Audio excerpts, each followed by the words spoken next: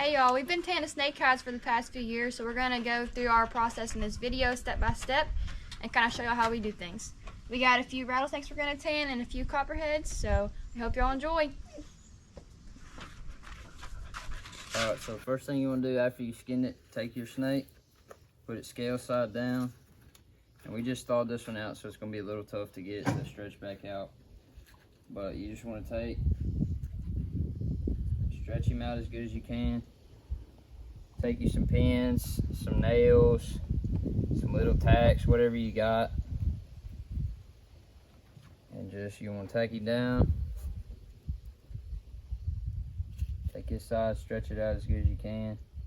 You can do this on we got a 2x8 right here, just because this is a little bit bigger of a snake, but you can do it on whatever, 2x6, piece of plywood, whatever you can find.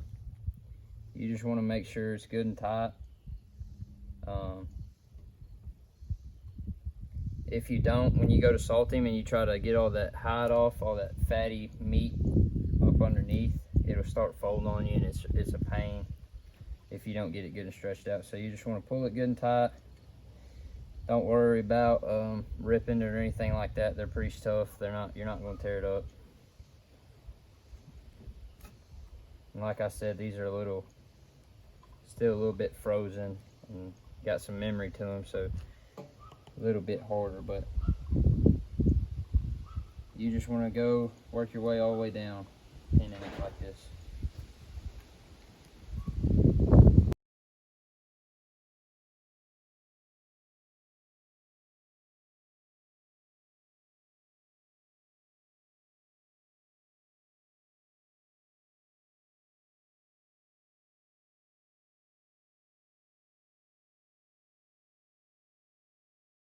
Alright, so now that you got your snakes tacked down on the boards, you want to salt it. So we use just regular table salt, just the real fine salt, not the rock salt.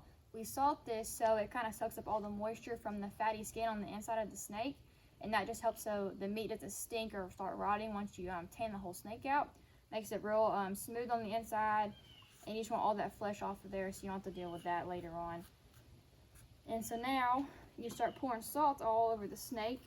And so you want to make sure you get the salt all up on the sides and everything, because they're going to bend up a little bit when you tack it down. When it dries, it kind of shrinks. So you want to push the salt up all the way on the edges just to get all that moisture out.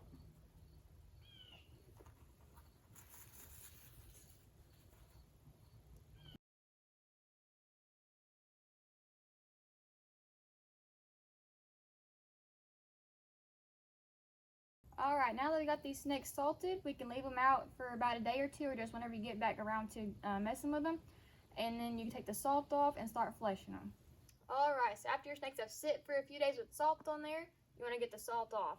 So you can either scrape it off, put it in a container, but we found the easiest way was to go get a cheap vacuum cleaner from a garage sale and use the hose part of it. And it just soaks up all the salt and doesn't make a big mess or anything. It doesn't get the salt everywhere, and it works real good for us.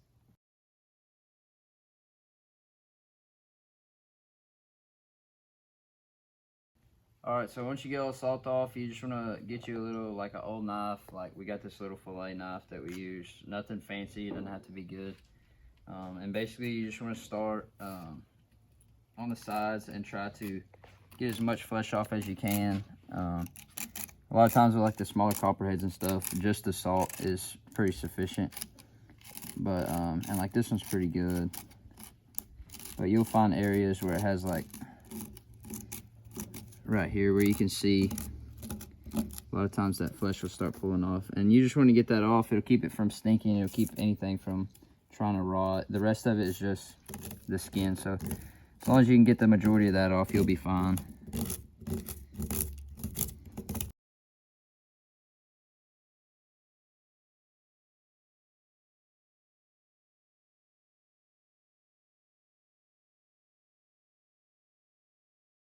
Alright, now that you took all the salt off and you fleshed them as best as you could, just try to get all the meat off that you can so it don't stink once you finish them out. They're going to be real kind of stiff and paper-like, real hard, but they look real pretty like this. After that, you want to put them in a jar full of a special mixture. Gage is going to tell you about that. Yeah, so once you get them all set up, you just want to take and roll them up nice and tight, making sure that you can get it in that jar. And all this jar is 50% denatured alcohol and 50% vegetable glycerin. And you'll put it in that jar, you'll leave it for 3 or 4 days, just stirring it every once in a while when you think about it. And all this mixture does is make them nice, soft, and pliable, and it keeps them nice and easy to work with, and makes them not real dry.